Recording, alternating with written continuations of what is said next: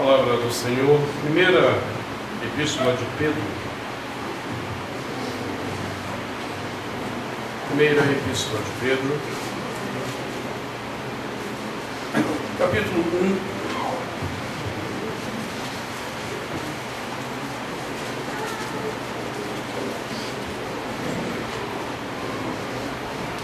A partir do versículo 3. As crianças até 10 anos poderão, hoje, até 10 anos, se dirigir à sala ao lado. Haverá uma mensagem especial para elas. A palavra de Deus diz em 1 Pedro, capítulo 1, versículo 3. Bendito o Deus e Pai de nosso Senhor Jesus Cristo, que segundo a sua muita misericórdia, nos regenerou para uma viva esperança, mediante a ressurreição de Jesus Cristo dentre os mortos, para uma herança incorruptível, sem mácula, imarcessível, reservada nos céus para vós outros que sois guardados pelo poder de Deus, mediante a fé, para a salvação preparada para revelar-se no último tempo. Nisso exultais, embora no presente, por breve tempo, se necessário, sejais contristados por várias provações,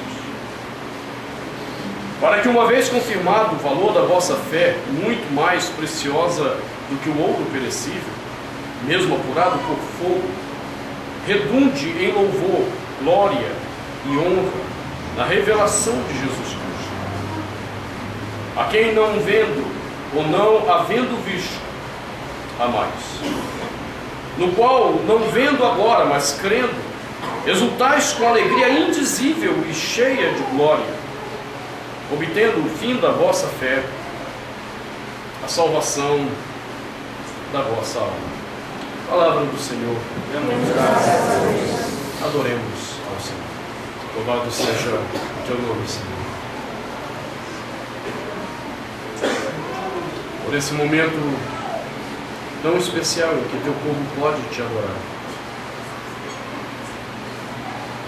Momento em que teu povo pode entrar nesse lugar e, como igreja do Senhor, te exaltar. Momento esse que o Senhor também nos dá o privilégio de lermos tua palavra. Talvez um tempo que esteja em perigo. Talvez os últimos tempos em que ainda teremos a oportunidade de lermos com liberdade a tua palavra. Mas obrigado, porque temos essa experiência dada pelo Senhor de tomarmos a tua palavra para meditarmos livremente nessa noite. Que teu Espírito conduza a nossa mente, o nosso coração a ti mesmo, a tua palavra, em nome de Cristo Jesus, Senhor da nossa vida. Amém. Podem sentar.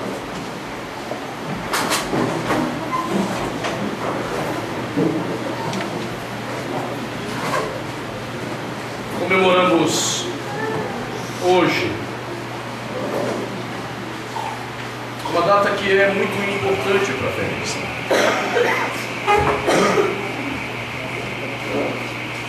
Celebramos há pouco mais de 2000 anos um evento que marcou a história. E não apenas marcou a história, dividiu a história.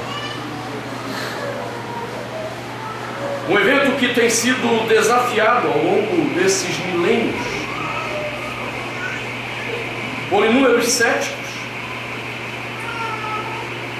por inúmeros pensadores livres, e que até hoje permanecem de pé. O anúncio de que há um pouco mais de 2000 anos atrás, no terceiro dia, após 3 dias, melhor dizendo, primeiro dia da semana, Alguém que era considerado apenas um homem, ou no máximo um profeta, tendo sido crucificado, ressuscitou. Do anúncio da ressurreição dele para cá, a história nunca mais foi a mesma. A história mudou radicalmente. Não falamos da história como era comum, como a nova onda de historiadores tem tentado impor. Continuaremos falando de uma história que foi marcada agora em um antes e um depois de Cristo Jesus. E dá para entender porque isso realmente permanece até hoje. São muitas as evidências históricas da ressurreição. Quando nós estudamos as evidências daquilo que aconteceu naquele domingo, cedo, logo cedo pela manhã, nós entendemos por que a história continua dividida. Não há ninguém que tenha tentado desafiar a ideia da ressurreição que não tenha ficado, no mínimo, perturbado com as evidências.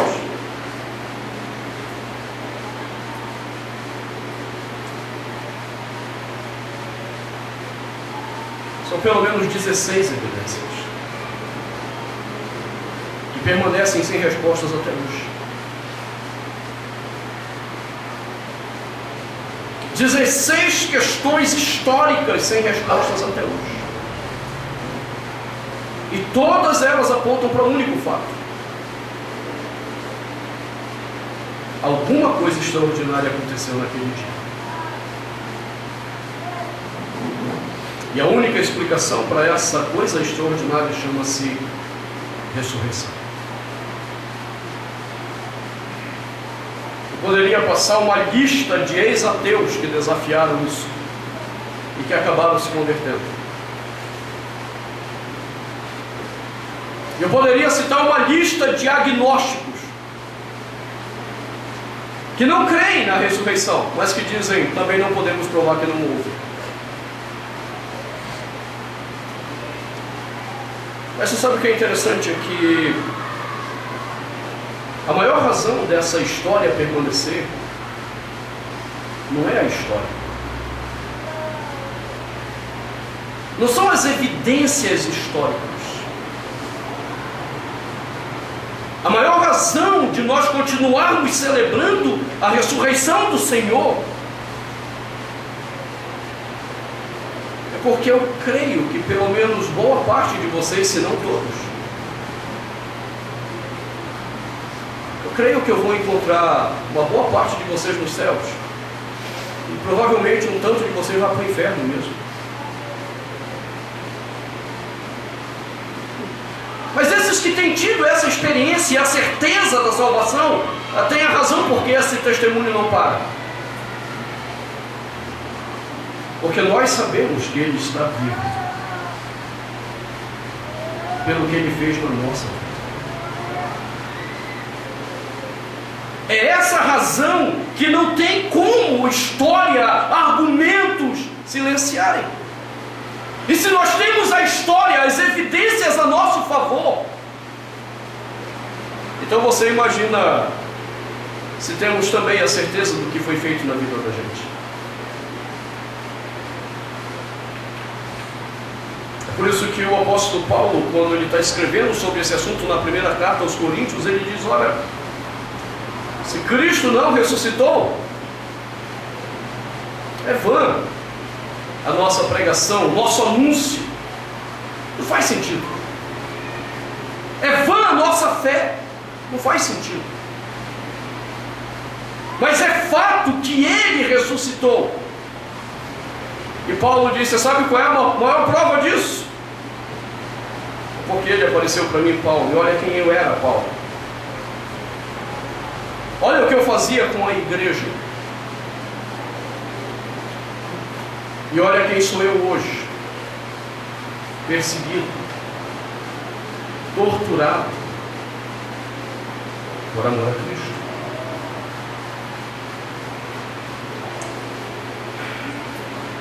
As implicações da ressurreição não são implicações apenas históricas.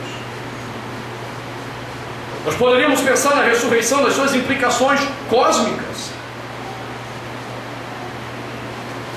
Uma série de fenômenos aconteceram durante a sua morte e a sua ressurreição, e todas elas apontavam para as questões cósmicas que Deus estava operando.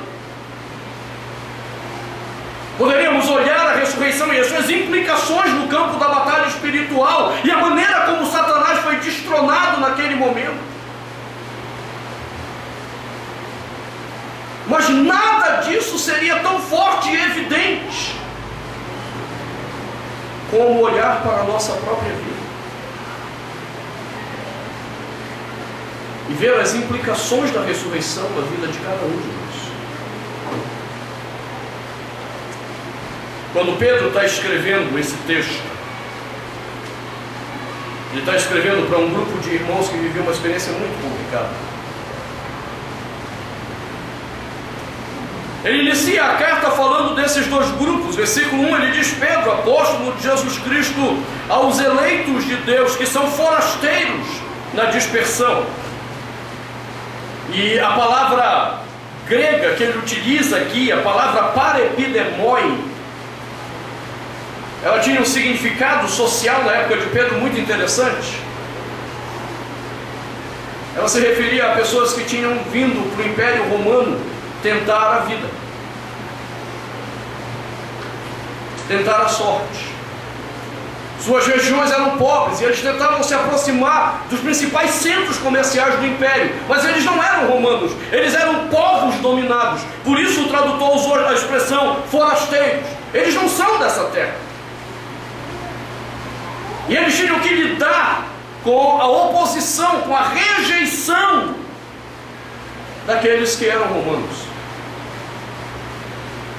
Esses homens prosperaram de alguma forma. Pelo que nós sabemos da vida dos forasteiros na Ásia Menor nessa época, uma boa parte desses forasteiros acabaram prosperando. Só que de repente eles fizeram uma grande besteira, porque mesmo prósperos, mesmo ricos, eles continuavam sendo forasteiros. E aos olhos dos romanos, era gentinha. Eles continuavam sendo desprezados. Você vai entender bem isso quando a gente vê as reportagens de preconceito em São Paulo com nordestinos. Não importa quando eles vão para lá e prosperam, para muitos ali em São Paulo continua sendo nordestino. E eles continuam sendo desprezados. É a mesma coisa que estava acontecendo aqui. Você está vendo? A história é cíclica. O pecado é o mesmo, porque os homens são os mesmos. E aí esses irmãozinhos forasteiros ainda fizeram uma grande besteira.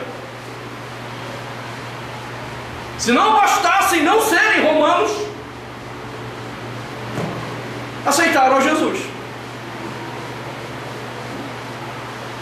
Uma religião de incultos, uma religião de gente ignorante, uma religião de gente tola, alienada. Pronto, aí fechou a conta. É um bando de gentalha, como diria a filósofa dona Florinda.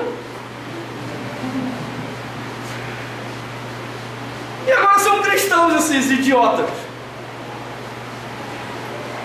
Eram totalmente rejeitados. Mas Pedro não usa apenas a expressão para esse grupo. No capítulo 12 ele se refere ao segundo grupo, não apenas os paraepidemóis, mas os paroikós. Os paroikós em Pedro é o que eles chamam, o tradutor chama daquele cidadão, ele refere-se ao cidadão romano que não prosperou. A única coisa que ele tem de glória é ser um cidadão romano. E no mais, ele é um pobre lascado. Também ele não era bem visto. E adivinha qual é a besteira que ele faz também? Ele aceita Jesus. é um miserável, não tem nada, ainda aceita esse Jesus, é mais um idiota. E é interessante que Pedro olha para esses irmãos e escreve uma carta não só de consolo, mas uma carta de exortação a essa caminhada, mostrando para eles não apenas onde está o consolo da vida deles em Jesus, mas também as exortações para que eles continuem firmes no mundo que os rejeita. E então no versículo 3 ele começa dando logo de cara a base de todo consolo.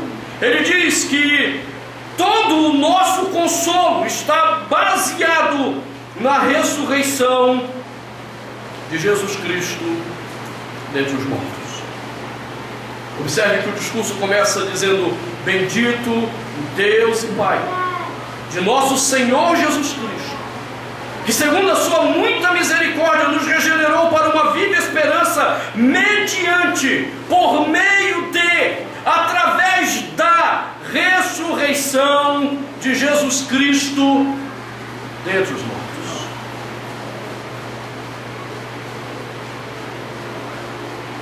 Se existe algum consolo para a nossa vida no meio de uma sociedade tão injusta, no meio de uma sociedade tão preconceituosa, no meio de uma sociedade vil, se existe algum consolo para continuarmos firmes na fé, é a certeza da ressurreição do Senhor. É ela que nos motiva. Esqueça a ressurreição, ignore a ressurreição, e tudo que vai sobrar na sua vida é uma religiosidade mística e nada mais do que isso. Talvez uma religião pragmática e nada mais do que isso. Pedro diz: não, é na ressurreição que estão os fundamentos de todo o consolo da vida, de toda a certeza que nós temos. Então nós precisamos analisar alguns detalhes do que ele disse a partir do versículo 3. Tendo a ressurreição como fundamento dessa reflexão, a primeira coisa que Pedro tenta colocar de uma forma muito clara para nós é que é por meio dessa ressurreição que nós tomamos consciência da nossa natureza. Tomamos consciência do nosso estado espiritual. Quando ele diz: bendito Deus e Pai de nosso Senhor Jesus Cristo, que segundo sua muita misericórdia nos regenerou, essa palavra diz tudo sobre o nosso estado. A palavra regenerar em grego refere-se a trazer a existência novamente, trazer a vida novamente. Ora, ninguém pode trazer à vida novamente aquilo que não está morto. Quando eu olho para a ressurreição do Senhor, eu tenho certeza de um fato: sem Ele, sem o entendimento dele, sem o conhecimento da sua vida em mim, eu apenas estava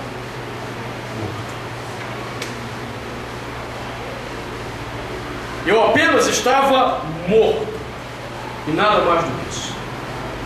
É interessante quando nós aplicamos isso então ao contexto da primeira carta de Pedro. O que aqueles irmãozinhos estrangeiros, forasteiros, foram fazer ali dentro do império?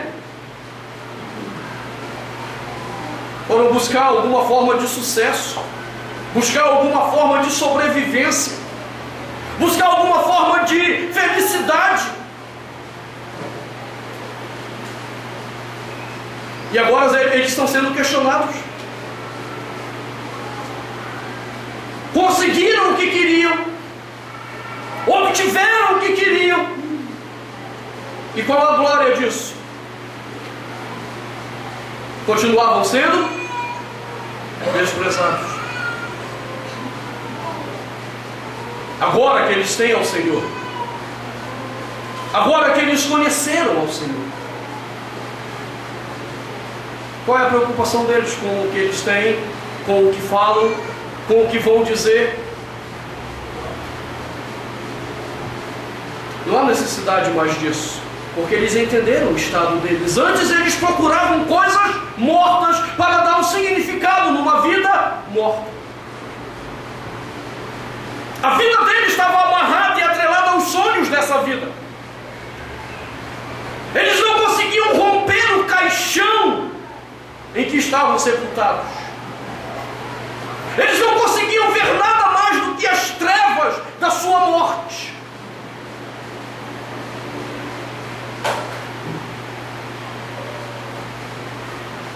A ressurreição nos lembra exatamente isso.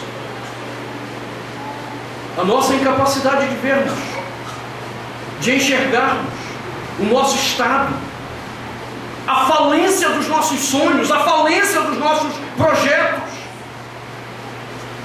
Então nós nos agarramos a essa vida como se realmente isso aqui fosse tudo que temos, tudo que nós pudéssemos ter.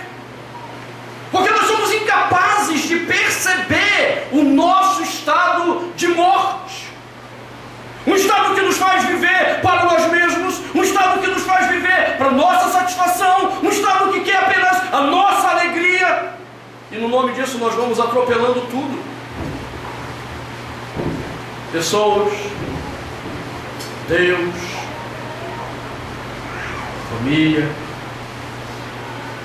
Porque os nossos desejos, as nossas vontades mortas numa sociedade morta, não nos permite querer outra coisa.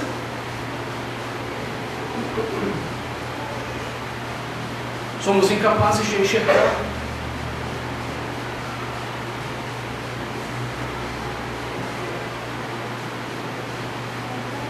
Então a gente sonha com muitas ideologias, porque somos incapazes de ver além disso. Como C.S. Lewis colocou no seu sermão chamado Peso de Glória, somos como crianças que fazem bolinhos de lama no cortiço e acham que isso é tudo, e é a alegria do seu coração, porque elas não são capazes de ver a alegria de estar numa praia fazendo castelinhos de areia diante do mar. Nós nos contentamos com muito pouco, porque estamos mortos, não conseguimos ir além. Nós nos contentamos com muito pouco, e o nosso pouco tem nome: dinheiro, fama, sexo, poder, bebedeiras. Nós achamos que isso é o máximo. Festas, baladas, nós achamos que isso é o máximo, porque estamos mortos e não conseguimos ver além. E somente quando Cristo vem a nós, esse estado de morte é retirado de nós. Esse estado de escravidão que a morte impõe a nós, nos é retirado e começamos a descobrir a alegria de algo superior que antes sequer imaginávamos.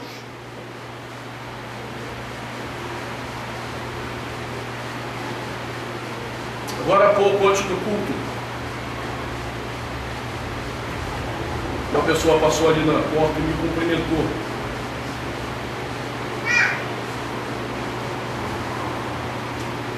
Eu não reconheci, ele disse assim: o senhor está lembrado de mim? Eu disse: não.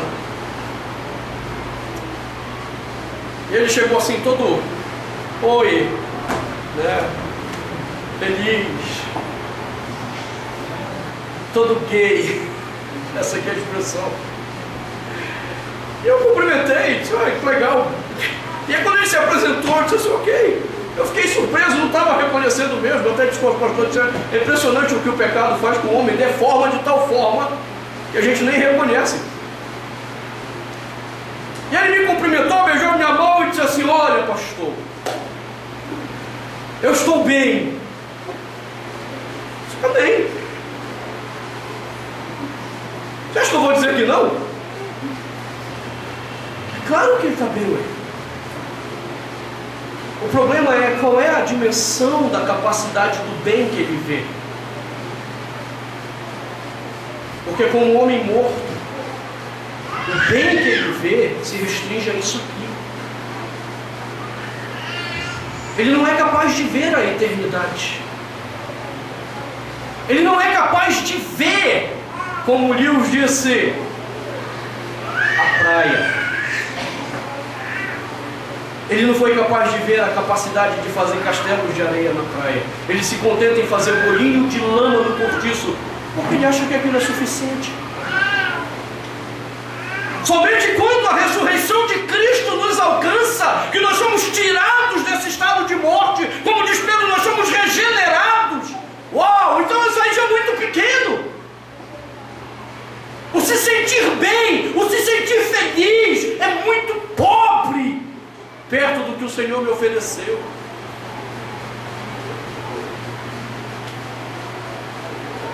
Eu poderia ter dito para ele: ok, você está bem? Eu estou bem, também eu estou bem, olha que legal. Estamos em situações diferentes, mas eu também estou bem. Que bom, você está feliz? Ok. Você sabe qual é a diferença? A eternidade. A diferença não é que nos sentimos bem ou mal nessa vida. A gente tem uma tolice de achar que pecadores são infelizes. Não, pecadores não são infelizes. Pecadores são muito felizes. O salmista, então, coitado, inventou de analisar esse negócio e dizer: olha, quase eu perdi a fé, irmão. Salmo 76, olha, eu quase perdi a fé. Porque disseram para mim que Deus é bom para aqueles que têm o coração puro, que são justos e tal. Aí tá, eu aqui me mantive puro, coração firme. Aí eu olhei para o miserável do pecador. O cara vive bem, tem de tudo. Parece que o cara não adoece, curte a vida, fala besteira sobre Deus e está lá prosperando. E eu aqui que guardei puro o coração, só de eu pensar nisso quase eu me lasquei todo. Ele disse: não, rapaz, que negócio é esse? O cara é mais feliz do que eu. E ele entrou em crise, porque ele estava olhando pela perspectiva errada. Pecadores são felizes. Até que ele entrou no santuário de Deus. E quando ele entrou no santuário, o que foi que ele viu? O juízo do Senhor, que se lança para a eternidade. E ao ver aquilo ali, o que ele descobriu? Que Deus apenas colocou caminhos escorregadios para esses homens serem felizes mesmo, para que eles não fossem salvos, para que a sua alegria os mantivesse cegos, para que fossem condenados. O que ele descobriu é que Deus não tinha nenhum interesse em ressuscitar esses homens, trazer o coração deles à vida, mas dar a eles todas as alegrias do mundo, para que se perdessem mesmo. E aí eu volto a dizer para você: se você não entender a doutrina da eleição, fica difícil. Porque não é demais. Como é que Deus faz um negócio desse? Ele deu alegria para esses caras para eles se perderem? Sim, porque Deus não os ama. Deus não os ama. Nós temos que parar com essa tolice de que Deus ama a todos. Não, não ama. Ele coloca caminhos para os ímpios, para que eles se percam de vez.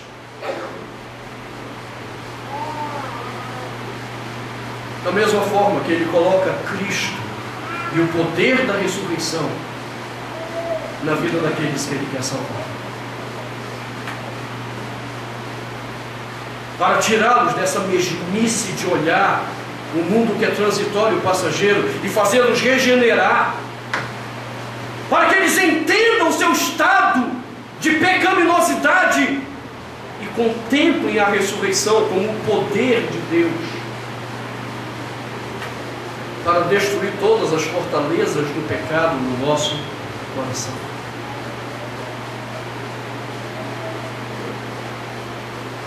Por isso que eu disse no início do sermão, eu gostaria muito de ter a certeza que todos vocês vão para o céu. Mas com certeza isso não é verdade.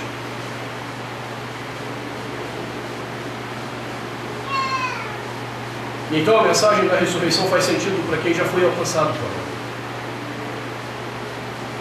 Mas a mensagem da ressurreição, do nascer de novo, do ser regenerado, não faz sentido para quem ainda não teve essa experiência. Ela nos lembra o nosso estado. Estávamos mortos. E a nossa alegria não é sinal de que estávamos vivos.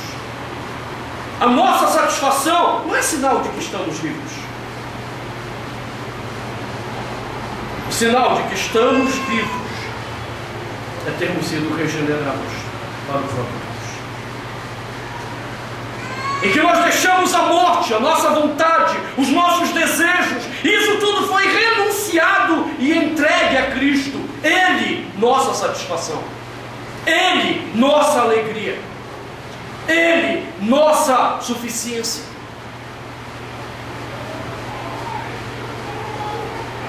Então Pedro está olhando para eles e dizendo: vocês estão entendendo?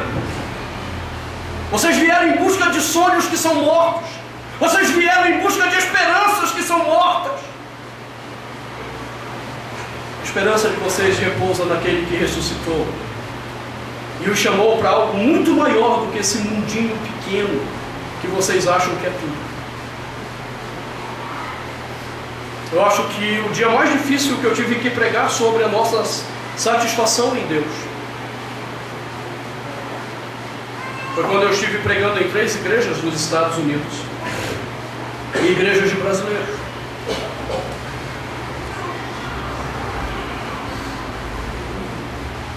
Porque uma boa parte daqueles irmãos está tudo lá de forma ilegal.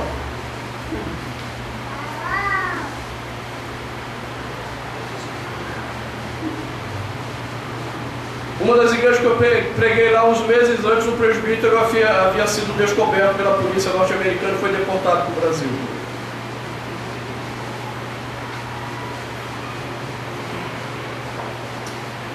Eu tive que dizer para eles que os sonhos deles eram pecaminosos aos olhos do Senhor. Porque o desejo deles de migrar para outro país não era a glória de Deus, mas a satisfação dos seus corações, a realização dos seus sonhos.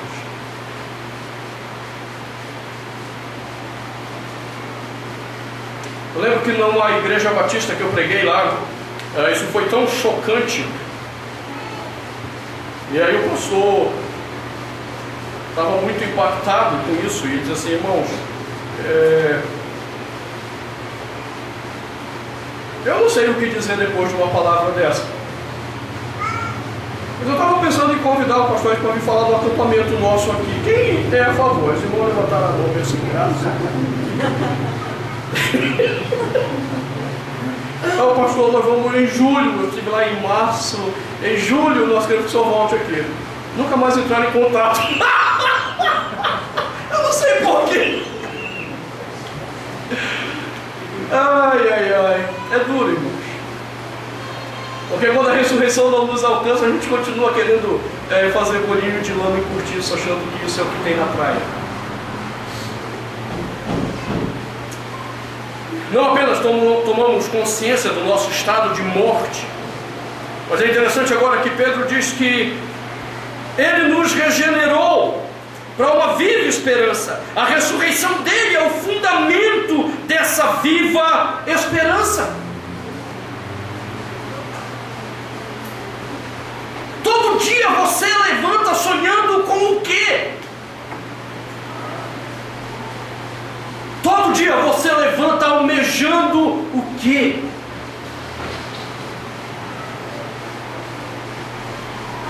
Eu vou dizer apenas aqueles que ressuscitaram com Cristo. E na ressurreição dele foram incluídos. Levantam cada manhã almejando o Senhor. Não temos outra coisa a almejar no seu Senhor.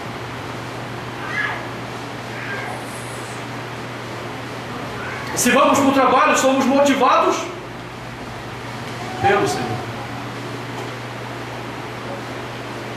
E se vamos ficar a madrugada toda com o filho chorando, recém-nascido, é pelo Senhor. E se vamos controlar a impaciência na hora que ele faz o berreiro e você não sabe o que ele quer, É pelo Senhor. É a missão de comunicar a benevolência de Deus, o amor de Deus, desde essa idade a Ele, pelo Senhor.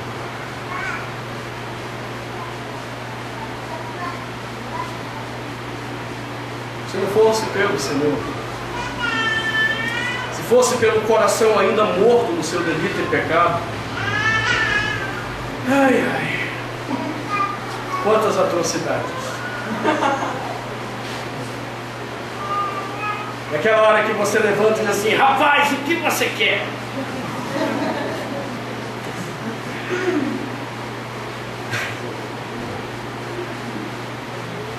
A nossa esperança a cada dia não é nada mais, nada menos do que o próprio Deus, revelado no seu Filho que ressuscitou.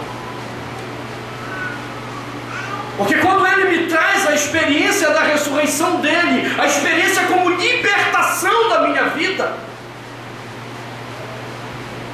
eu sei que tudo isso tem impactos espirituais eternos. Tem impactos na minha história de forma eterna.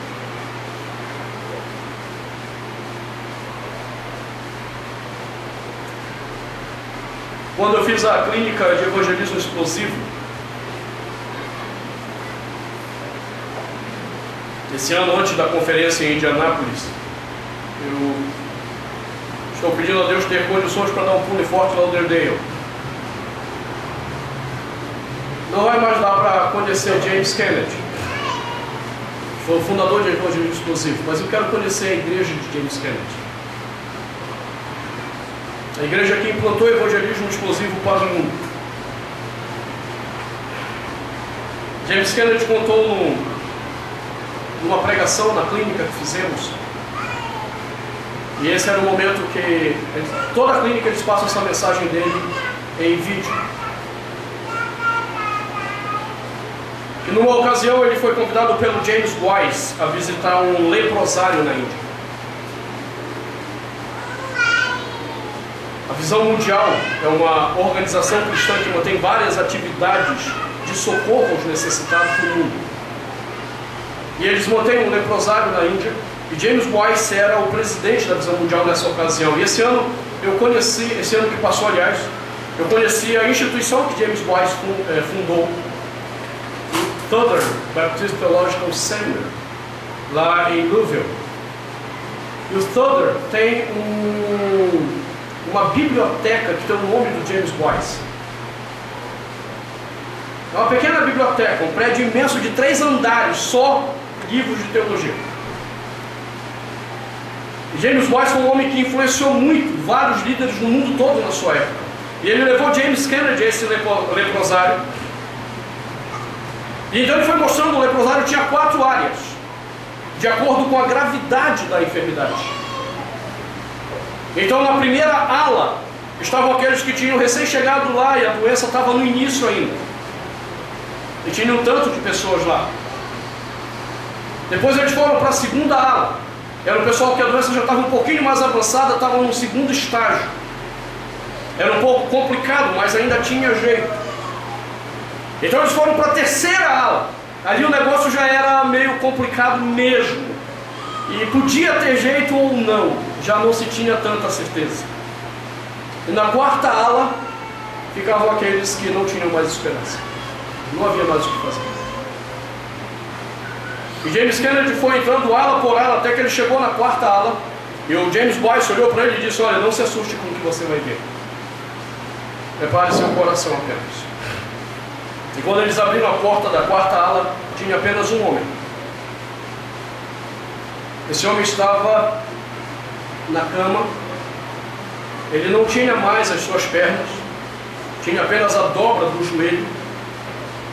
Ele não tinha mais os seus braços, tinha sobrado um pouquinho só de braço lá dos dois lados.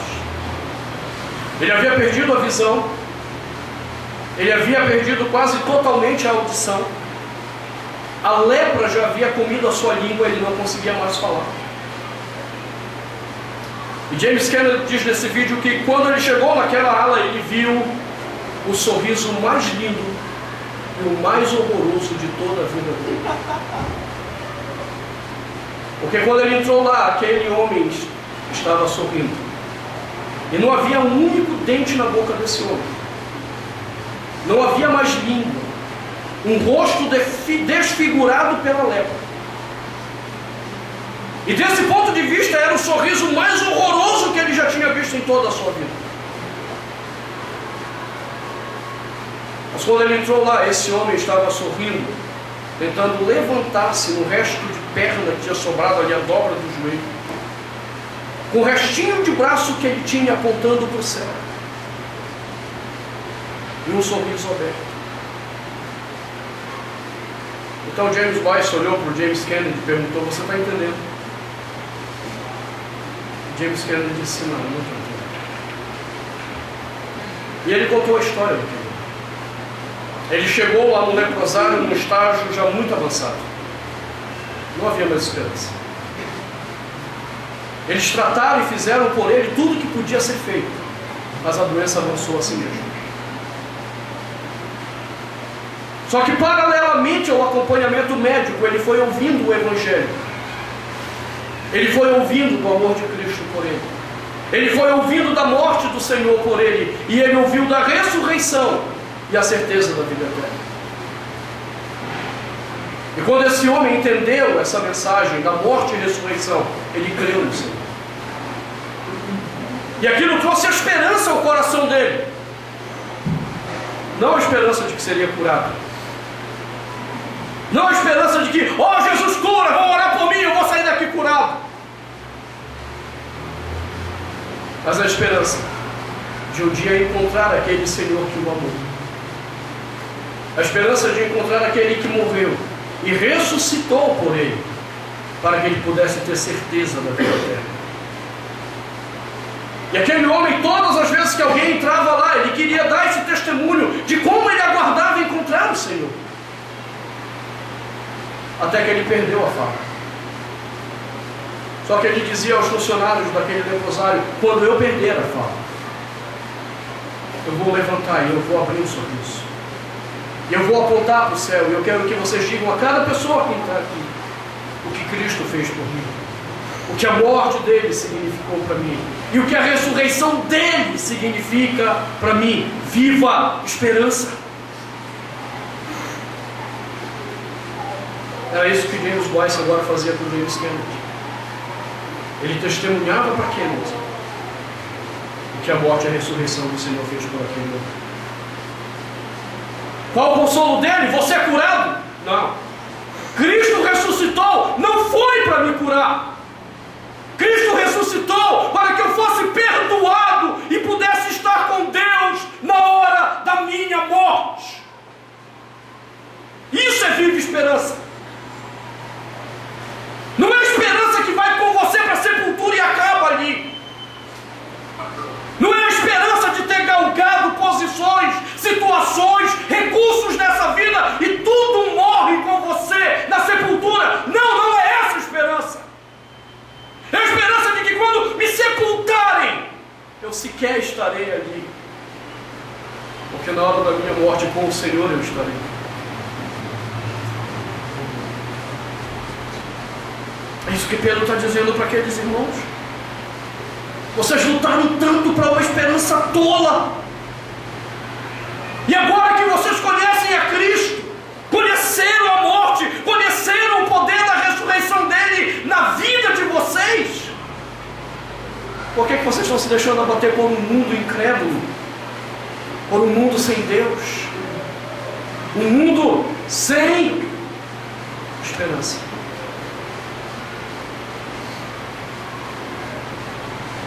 Qual é a esperança do povo brasileiro nesses dias de tanta roubalheira do PT? Tirar o governo. Vamos tirar o governo. Eu concordo, tem que tirar. Agora a minha esperança não está no que vem pela frente. Porque se eu olhar o que vem pela frente, Michel Temer, o irmão Eduardo Cunha, Renan Calheiros, Lewandowski.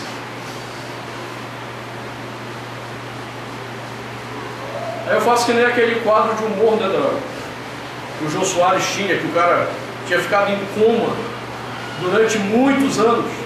E aí quando ele saiu do coma, foram contar as notícias do Brasil para ele, dizendo: não, me entuba de novo, me entuba. Quando eu olho para a esperança que o povo tem, eu digo: não, rapaz, me entuba, me mata, faz qualquer coisa, porque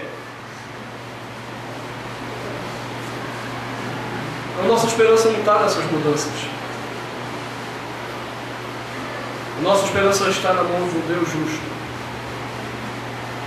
que capturou toda a história na mão do seu Filho.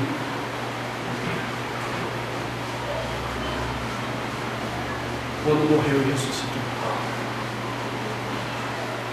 Está na mão daquele que disse que toda a autoridade no céu e na terra estão nas mãos dele. E quando ele disse isso, depois de ter ressuscitado, depois de ressurreto, ele diz: toda a autoridade me foi dada no céu e na terra.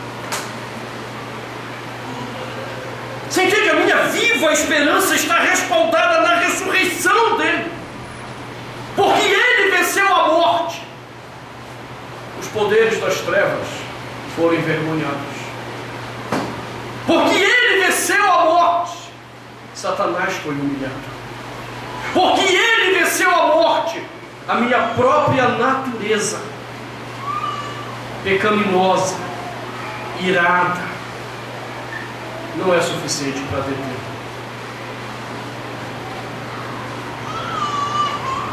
Porque eu creio na ressurreição. Não é só por uma questão de honestidade intelectual com a história.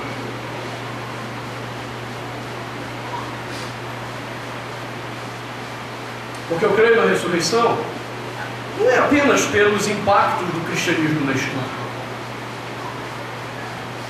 É porque eu sei o que ele, Jesus, fez na minha vida, quando ele me fez ressuscitar da morte. Ele não só me deu uma nova natureza, não mais uma natureza caída, mas redimida, mas uma natureza que tem uma esperança eterna, cuja sepultura não pode calar. Pedro vai continuar as aplicações, versículo 4, dizendo que também ele ressuscitou para que tivéssemos uma herança incorruptível, uma herança que nos será dada nos céus, uma herança que nos guarda pelo poder de Deus mediante a fé e prepara para nos prepara para a revelação da salvação dos últimos dias.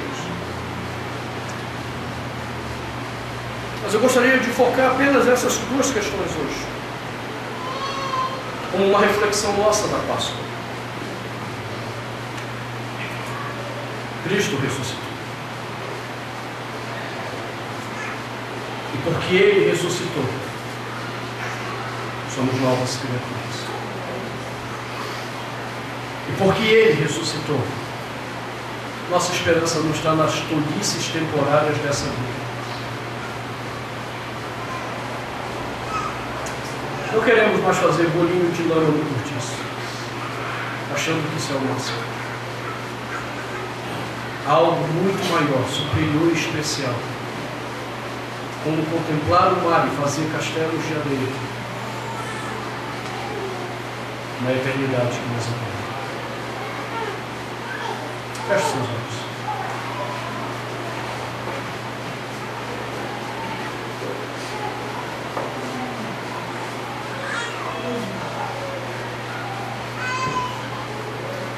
Examine a sua vida.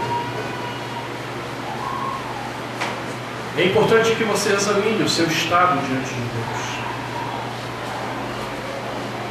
Enquanto você sonha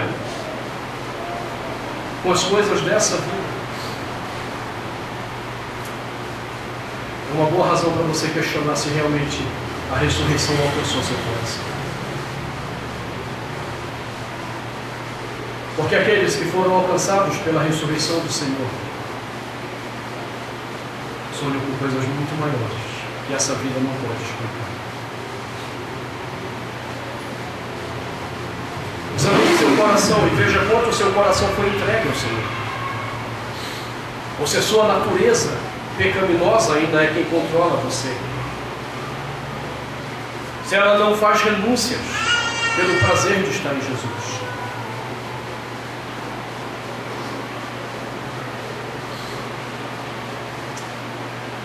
Deus, obrigado.